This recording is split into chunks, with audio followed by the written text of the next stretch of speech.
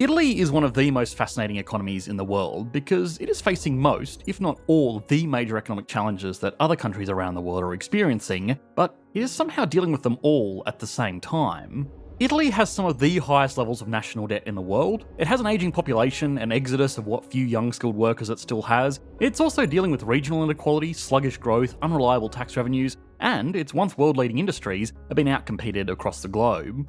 Italy also serves as an amazing case study as a country that has dealt with problems like globalisation, friendshoring and restricted trade, which is causing a lot of concern between countries such as the USA, Russia, China, the Gulf states and of course Europe itself. A lot of these unknowns are something that Italy has been dealing with for at least the past 2 decades, and that's part of the reason why the country has been an economy in decline for 15 years now. Which sounds bad, but it's strangely something that on one hand the economy is taking in its stride, and on the other hand has made it home to some of the highest rates of poverty in the European Union, a collection of countries that people normally associate with relative wealth, at least compared to most of the world. Even if the similarities are not perfect, there is still a lot that economists can learn from these challenges.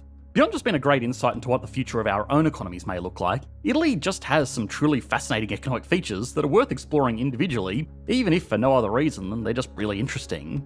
Italy, together with Germany and France, makes up over half of the total economic output of the European Union, a union which collectively forms the second largest operating economy in the world. Despite this already quite impressive scale, Italy's economy might really be much bigger than its government would like to admit. In recent years, the black market has been responsible for as much as a quarter of Italy's total economic output. And while the logical assumption here would be to think about the Godfather, the reality is even stranger and more interesting. So, to understand all that Italy's economy can teach us, we must as always answer a few simple questions. How did one of the fastest growing advanced economies in the world just stop growing almost instantly? Not once, not twice, but 3 times. What has the country done right and wrong when dealing with its long list of challenges? Who was really to blame for the country's economic stagnation? How has Italy been impacted by a unique form of destructive inequality? And finally, is the country's economic model just incompatible with the new global environment it finds itself in?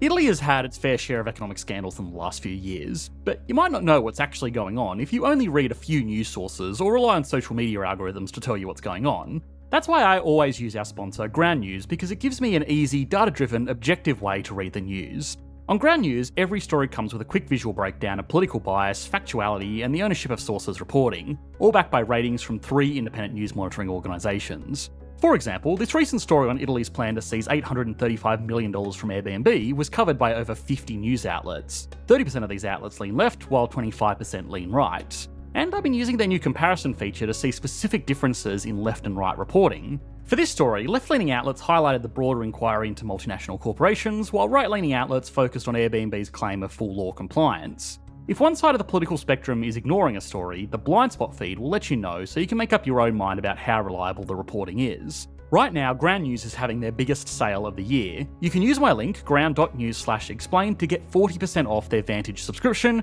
which gives you unlimited access for just $5 a month. So sign up today and support an independent news platform working to make the media landscape more transparent.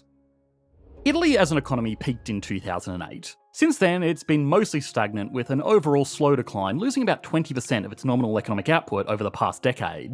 Looking further back in history reveals, however, that this is not really anything new for Italy, and its economy today is the continuation of a trend that's been repeating itself in the country since the end of the Second World War.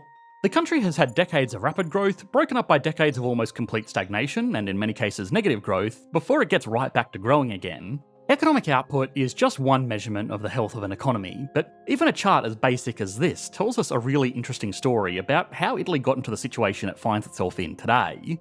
Italy was historically the most powerful industrial economy in all of Europe before it was overtaken by the Netherlands and England as they became global colonial powers. Even after that, and despite industrialising slower than other major European powers like France and Germany, Italy in its various forms has remained within the top 5 European economies for effectively thousands of years. Its strong geography, protected by mountains in the north, but with easy access to the Mediterranean for fishing and trade in every other direction, has meant it naturally became a great place for civilisations to flourish. And that's as true for its economy today as it was in 500 BC. The economy of Italy as it exists today really got started during the aftermath of the Second World War. The country was rebuilt, in many cases from the literal rubble, as wartime industries were converted back into domestic industries, with assistance from and under the watchful eye of the USA. The USA, through the Marshall Plan, was investing billions of dollars into the reconstruction of Western Europe, and this was back in the 1950s when billions of dollars actually mattered to government budgets. The motivation for this spending was partially to build out a new customer base that could buy all of the goods that the US industrial sector could produce, but it was mostly to redevelop strong dependent allies to stop the spread of communism from the Soviet Union. The USA also carried out similar rebuilding efforts in Korea and Japan to stop the spread of communist influence coming from the People's Republic of China. It wasn't starting from a great position, but these rebuilding efforts did lead to a long, sustained period of growth. However, under the surface, there were still political tensions causing a range of very serious domestic issues, like the 1980 bombing of the Bologna railway station, which still to this day remains one of the deadliest attacks ever carried out in Europe. These political tensions were in many ways the cause of, and were simultaneously accelerated by, other economic problems in the country. Just by economic output figures, it looked like Italy was doing very well, but it's relatively easy to grow an economy by just taking on a lot of debt to fund major development projects, especially when the major power in the world was more than willing to loan money to stop the spread of communism. The challenge is taking that development and using it to sustainably produce value for the domestic economy and export markets, which Italy was struggling to do. Once construction and rebuilding efforts had slowed down or couldn't get any further funding, Italy's economy fell into its first modern decade of stagnation, although this first one really only lasted about 6 years. During this time, the Italian government simultaneously had to deal with mass unemployment, a large debt burden, high inflation, and external challenges like rising energy costs for the fossil fuels its young industries had become heavily dependent on. Now, despite not being good things to live through, economic slowdowns do serve as a good opportunity for a country to change policies and cut down on industries that cause the problems in the first place. During this first stagnation, that's exactly what happened. The country restructured away from just building infrastructure and turned its attention more towards using that infrastructure to create things that it could sell all around the world. It also enacted reforms like giving independence to its central bank, which was then allowed to raise interest rates to fight off inflation. At the same time, the laws around index wages were relaxed. Wage indexation is not very common today, mainly because of the market problems it causes, but it's a rule that means that wages keep up with inflation no matter what, even if it's not what was agreed to in an employment contract. On the surface, this sounds fair. If inflation is high, it's perhaps not right that workers effectively get paid less because they agreed to a salary when that same amount of money could buy a lot more. The problem, though, is that automatic wage indexation accelerates one of the most dangerous processes in economics, a wage price spiral. If inflation is high, workers will demand higher wages to keep up with the rising cost of goods and services that they need to buy. If businesses agree to pay these higher wages, they will have to increase their prices to maintain profitability, and high prices cause more inflation all over again. The one thing that saves a lot of economies from this is the lag between inflation happening and people demanding higher wages. If inflation is low, there are a lot of people that won't even know that their wages aren't keeping up, which is terrible for them, but does act as a moderating force in the economy. If wages are automatically kept up with inflation, like they were in Italy at this time, then it just makes this process, known as the wage price spiral, much faster and much harder to correct. The stagnation was undoubtedly painful for Italy, but by forcing some necessary changes, it came back as one of the fastest growing economies not only in the world, but in history. In just 7 years between 1985 and 1992, Italy tripled its economic output in an export-led industrial boom. The country has a major advantage in this regard that's hard to tell from looking at economic figures alone. International customers pay a premium for Italian-made goods because the country had and still has a strong reputation for high-quality craftsmanship and skill in producing everything from fast cars to luxury handbags, and even things like olive oil. If an exported good has a Made in Italy logo on it, the price of that good can be higher than a competitor good from most other countries in the world, and a lot of consumers would still be willing to pay a premium for it. Some countries have to go to extreme measures to undercut a long list of international rivals at every possible opportunity to supply the cheapest and therefore most competitive goods to the global market. The fact that Italy can add as much value, if not more, by simply producing stuff within its borders is a huge advantage that is only really enjoyed by a handful of other countries around the world. These good times unfortunately didn't last forever, because the rapid period of growth yet again led to underlying problems in the Italian economy. Debt started to creep back up again, as both the government and its people began to borrow irresponsibly to bet on even more future growth. The country also had problems with tax avoidance. The small industries that formed the backbone of the Italian export miracle were notoriously hard to tax, and taking advantage of weak government controls and poorly planned loopholes in order to pay little to no tax almost became a national pastime. Now, overall, whether willingly or not, reducing taxation and government restrictions while increasing spending through debt is a classic expansionary economic policy. Even if the government doesn't necessarily mean to do it, this is probably what the country needed to get out of the rut it found itself in the 1980s. But In order to get into the Eurozone and be allowed to use the European Union's new currency, Italy was forced to clean up its act. It had to reduce its debt load and do a better job of getting its people to pay their taxes. Increasing regulation, reducing debt, and raising taxes all works to take money out of the economy, which, even if it was the right thing to do, still put the brakes on economic growth. For the rest of the 1990s, the economy of Italy once again entered an almost decade-long period of stagnation. Fortunately for the country, the adoption of the euro in 1999 created something of a golden opportunity for Italy to start growing again. After a brief lull, the country, in what was becoming a recurring theme, more than doubled its economic output in less than a decade, once again becoming one of the fastest growing advanced economies in the world. Entering the Eurozone made it easier to attract foreign investment, foreign workers, and foreign buyers of its goods. Its trading partners also didn't have to worry about foreign exchange risk of the notoriously unstable lira. The advantages of the Eurozone also coincided with the further general development of Italian manufacturing and the rise of industries like tourism. Then, of course, the country was hit by the GFC and the Eurozone crisis, and ever since it's fallen into yet another period of stagnation, only this time, instead of lasting less than a decade, it's gone on for almost 15 years now. The reason that we have spent so long exploring the details of Italy's unique economic histories of booms and plateaus is because it raises an obvious question for the nation. Can it do it again? Obviously, no one can predict the future, least of all economists, but if history repeats itself, it looks like Italy is overdue to take another step up in this weird staircase of economic output. Unfortunately, of course, it's not that simple, and there are a range of new challenges that are combining with some of the old historic challenges that are making a trademark Italian turnaround unlikely.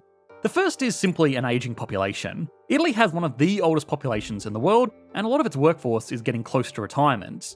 This wouldn't be a problem by itself, except for the fact that it has a low birth rate, so young people are not joining the workforce to make up for the people leaving the workforce, who will ultimately, and unfortunately there's no nice way to put this, become a drain on resources. This problem has also been accelerated by the fact that Italy has one of the highest rates of young graduates moving to other countries where they can earn more money for their skills. Earlier this year, we were lucky enough to talk to Professor Billari from the University of Bocconi in Italy. As both a very well-respected economist and someone who has first-hand experience training some of Italy's brighter students, he gave us a fantastic insight into this problem. Actually, Italy is a net sender of graduates rather than a net receiver, and that's one of the parts that the country is complaining about. So we'd love to attract more people with a degree rather than letting them leave to other countries. So I think from the country perspective, it is a problem, especially if you are one of the sending countries. However, let me say two things on this. One is that from the individual level perspective, having more freedom of movement is certainly giving the right incentive to individuals. You want to build a good life, you have good ideas. It's fantastic for the world to let these people move. The second point of view is that we have to understand from the competition for talent perspective that countries that are losing these individuals, maybe because they tend to be over-educated for the level of the economy in that country, should think seriously about the opportunities that in a specific country or region are given to these individuals.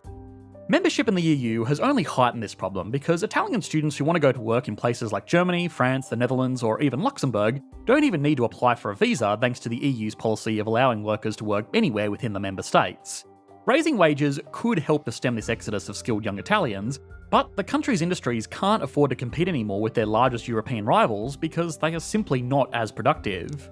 The average size of an Italian business is significantly smaller than the average size of a business in other advanced European economies.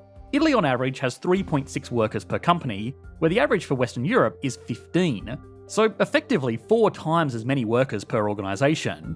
In industrialised economies, size does matter, and larger companies are able to produce more specialised and more value-added items.